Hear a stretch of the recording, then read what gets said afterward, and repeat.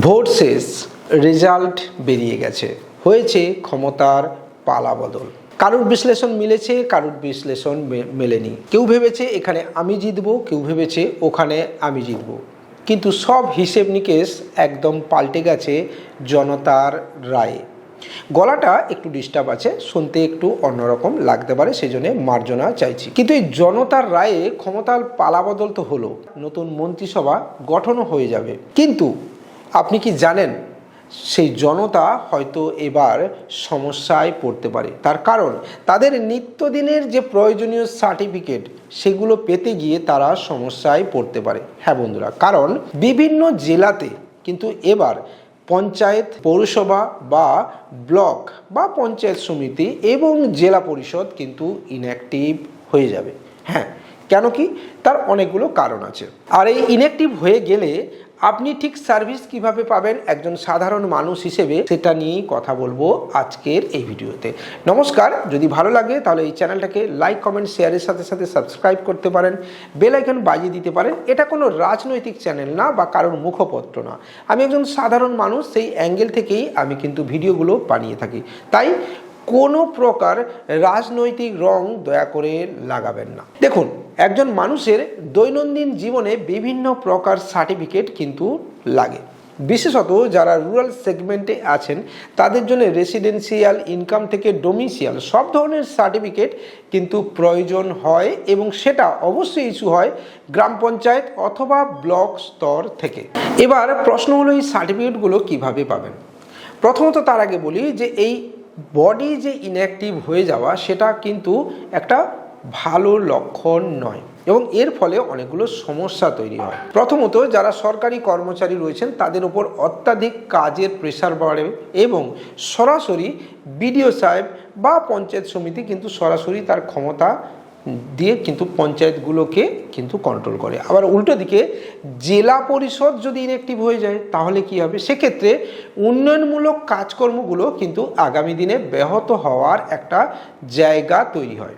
কারণ লোকসভা নির্বাচন আগামী 2 বছর পরে, এটা যদি যেহেতু 26 চলছে, 26, 2, 28, 29 এসে কিন্তু প্রায় আপনার লোকসভা আসবে, এবং তার সাথে সাথে পঞ্চায়েত নির্বাচনও কিন্তু অনেকটা দেরি রয়েছে। আর যেহেতু এই নির্বাচনগুলো দেরি রয়েছে, তাই সেক্ষেত্রে কিন্তু আগামী এই কয়েক বছর কিন্তু একটা টানাপোড়েনের ভেতর দিয়ে আমাদের এই সাধারণ মানুষকে যেতে হবে। এবার ধরুন আপনার প্রয়োজন একটি ইনকাম সার্টিফিকেট।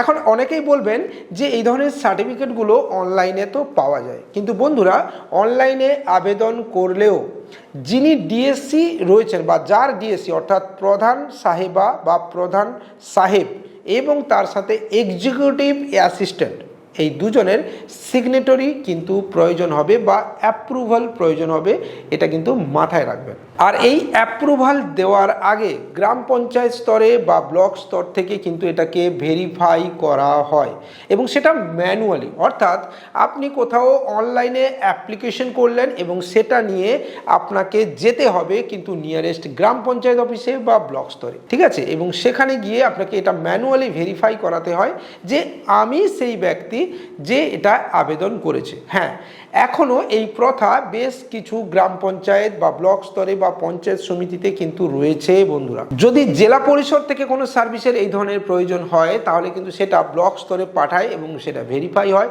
তারপরেই কিন্তু এটা রিলিজ হয়ে থাকে।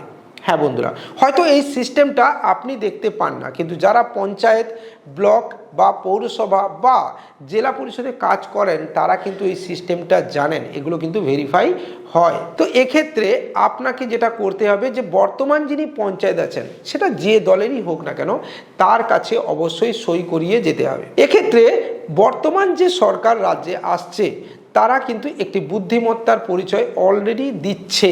হ্যাঁ বন্ধুরা, দিচ্ছে। তার কারণ বেশ কিছু জায়গায় পঞ্চায়েত ইনঅ্যাক্টিভ হয়তো প্রথমে বা প্রাথমিক পর্যায়ে করে দেওয়া হয়েছে, কিন্তু তারা একটি নতুন রাস্তা আগামী দিনে নিতে পারেন। ধরুন কোনো জেলাতে পুরোপুরি যে সিট বা যে বডি রয়েছে সেই বডিকে তারা ভেঙে দিতে পারেন। অর্থাৎ আগে যিনি প্রধান সাহেব ছিলেন বা প্রধান সাহেবা ছিলেন তাকে কিন্তু পদত্যাগ করিয়ে নতুন করে কিন্তু আবার প্রধান নির্বাচন করা যায়। অর্থাৎ আগে যে দলের প্রধান ছিলেন তিনি পদত্যাগ করে যাবেন, কিন্তু কারণ তিনি একজন পঞ্চায়েত সদস্য বা সদস্যা বা পঞ্চায়েত সমিতির সদস্য বা সদস্যা বা জেলা পরিষদের সদস্য বা সদস্যা, তো সেক্ষেত্রে তিনি কিন্তু তার পঞ্চায়েত পদ বা জেলা পরিষদের সদস্য পদ বা ব্লকের পঞ্চায়েত সমিতির সদস্য বা সদস্যার পদ কিন্তু ছাড়ছেন না। তিনি ওখান থেকে নির্বাচিত হয়ে যে প্রধান বা পঞ্চায়েত সমিতি হেড অথবা সভাপতি যাকে আমরা বলি তা অথবা জেলা পরিষদের সভাধিপতি যে নির্বাচিত হয়েছিলেন তিনি ওই পদ থেকে শুধুমাত্র কিন্তু পদত্যাগ করবেন এবং বর্তমান সরকার যে দল চালাচ্ছে তারা তাদের প্রতিনিধিকে নতুন করে নির্বাচিত করতে পারে। এক্ষেত্রে কিন্তু পঞ্চায়েত, ব্লক বা পঞ্চায়েত সমিতি এবং জেলা পরিষদ কিন্তু পুনরায় অ্যাক্টিভ হয়ে যাবে। হ্যাঁ বন্ধুরা, এক্ষেত্রে সুবিধা হবে আম জনতার। এটা মাথায় রাখবেন যে আম জনতাই হলো শেষ কথা এবং তাদের সুবিধা দেওয়াটাই যে কোনো সরকারের দায়িত্ব এবং কর্তব্যের মধ্যে পড়ে। তো এটা হচ্ছে সর্বোপরি বিষয়। তাহলে যতদিন পর্যন্ত এরকম কিছু না হচ্ছে ততক্ষণ পর্যন্ত আপাতত সরাসরি আপনি অফিসে যান, সেক্রেটারি সাহেব অথবা এক্সিকিউটিভ অ্যাসিস্ট্যান্টের সঙ্গে দেখা করুন।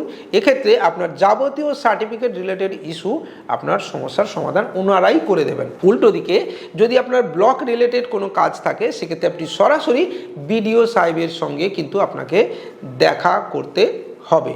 আর যদি আপনি জেলা লেভেলের কোনো কাজ থাকে তাহলে ডিএম সাহেব অথবা ডিএম সাহেবের সাথে আপনাকে সরাসরি বা তাদের যারা অ্যাসিস্ট্যান্ট রয়েছেন তাদের সঙ্গে কথা বললেই আপনার এই ধরনের যাবতীয় সমস্যা আপাতত আপনার মিটে যাবে। আর যদি বর্তমান নতুন রাজ্য সরকার এই নতুন পদ্ধতি অবলম্বন করে পঞ্চায়েত, পৌরসভা, ব্লক বা পঞ্চায়েত সমিতি এবং জেলা পরিষদকে পুনরায় অ্যাক্টিভ করে দেয় তাহলে আপনার কাছে কিন্তু রাস্তা খুলে যাবে সব ধরনের ফ্যাসিলিটি আগামী 3 বছরে পাওয়ার। কারণ নতুন করে ভোট হতে কিন্তু দেরি আছে। আশা করছি কিছু তথ্য এই ভিডিওর মাধ্যমে আপনাকে শেয়ার করতে পারলাম।